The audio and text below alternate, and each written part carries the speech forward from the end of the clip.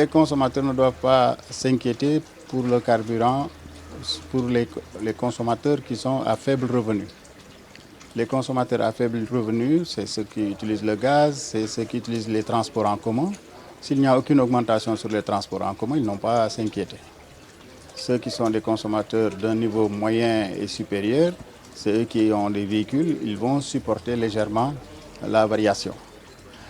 Il faudra dire aussi qu'il ne devrait pas y avoir de répercussions sur d'autres produits de première nécessité si l'État fait le travail pour lequel il a été désigné.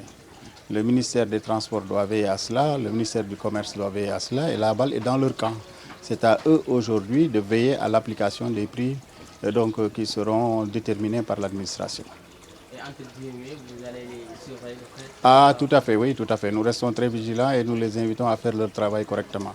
Il ne faudra pas que, sur ces bases-là, que les ministères en charge du commerce, des transports, etc., puissent fermer les yeux devant toute spéculation, d'où qu'elle vienne.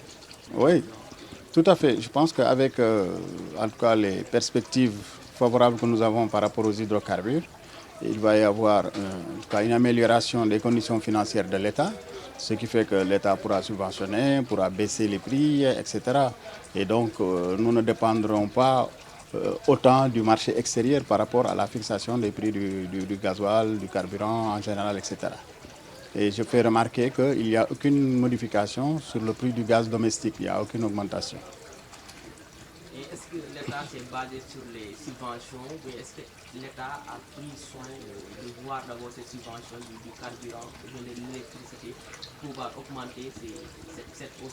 Voilà, parce qu'en fait, ce qui se passe, c'est que Sénélec utilise du carburant pour produire de l'électricité.